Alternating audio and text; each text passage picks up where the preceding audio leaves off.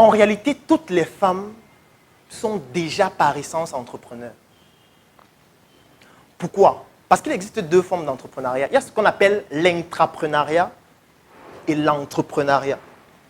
L'intrapreneuriat, c'est quoi? Est-ce qu'il y a des femmes salariées dans la salle?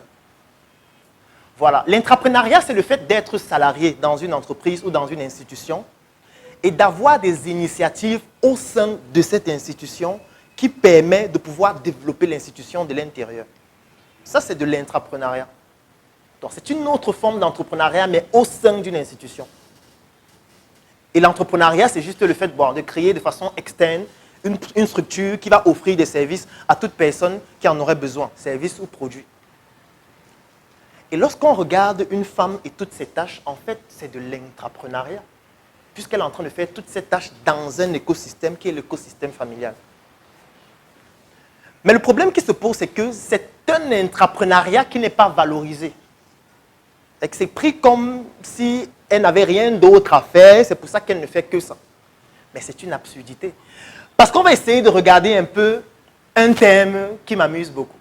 Qui peut me donner la définition d'un analphabète? Qui a une idée de ce que c'est qu'un analphabète? Ou une analphabète? C'est quoi? Oui.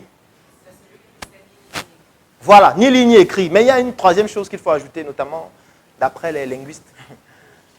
Lire, écrit et quoi d'autre? Et compter. Lire, écrit et compter. Ça a un sens. Vraiment, quand le cerveau fonctionne, vous trouvez que ça a un sens. Parce que là encore, il faut se poser la question, nous sommes dans quel référentiel? Est-ce que lire, écrire et compter, ça doit être en français pour qu'on dise que tu n'es pas analphabète? Est-ce que ça doit être en anglais? Est-ce que ça doit être dans leur langue? Ça veut dire qu'une femme qui sait lire sa langue, compter en sa langue, parler en sa langue, on va dire qu'elle est analphabète, c'est une bêtise. Elle n'est pas analphabète, c'est juste qu'on est en train de l'évaluer dans un référentiel qui n'est pas le nôtre. Mais sauf que c'est un référentiel qu'on a uniformisé pour qu'on nous oblige à pouvoir l'intégrer, pour pouvoir exister en tant que personne. Je suis d'accord que si vous êtes entrepreneur et vous ne parlez que le Menzumba, ça ne peut pas marcher. Parce que si vous êtes au bord de la route, vous vendez les beignets, vous dites en Menzumba, venez acheter mes beignets, venez. Bon, peut-être tout au plus les Barantais qui vont venir acheter vos beignets. Donc, ça veut dire qu'il faut aussi se conformer à l'écosystème dans lequel nous sommes, mais il ne faut pas renier son identité. C'est d'ailleurs son identité qui fait de nous des personnes qui ont une place dans une société. Parce que si tu n'as pas d'identité, en fait, tu te fonds dans la société et tu ne représentes plus rien. Donc, il est extrêmement important de comprendre qu'une femme fait déjà de l'entrepreneuriat, juste que c'est dans un écosystème qui est familial. Et c'est aussi parce que nous sommes dans une société où il existe deux écoles, mais il y a une seule qui est valorisée. Il y a une seule qu'on suit, il y a une seule dans laquelle on donne des diplômes. Il y a une seule dans laquelle on est major. Mais l'autre école, en fait, lorsque tu as eu à pratiquer cette école, on estime que tu ne vaux rien.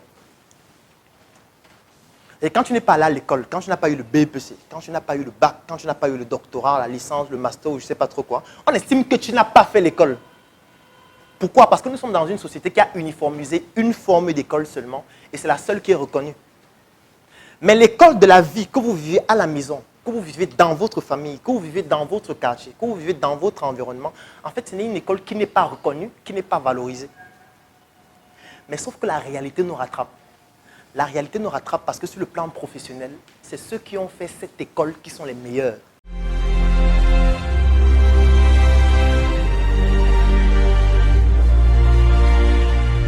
Les femmes ont une intelligence émotionnelle beaucoup plus importante que les hommes.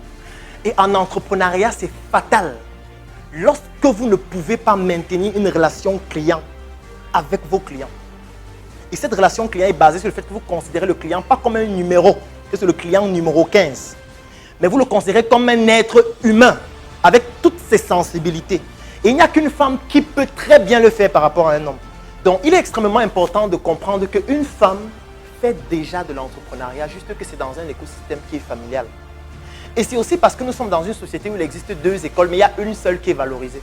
Il y a une seule qu'on suit, il y a une seule dans laquelle on donne des diplômes. Il y a une seule dans laquelle on est major. Mais l'autre école, en fait, lorsque tu as eu à pratiquer cette école, on estime que tu ne vaux rien.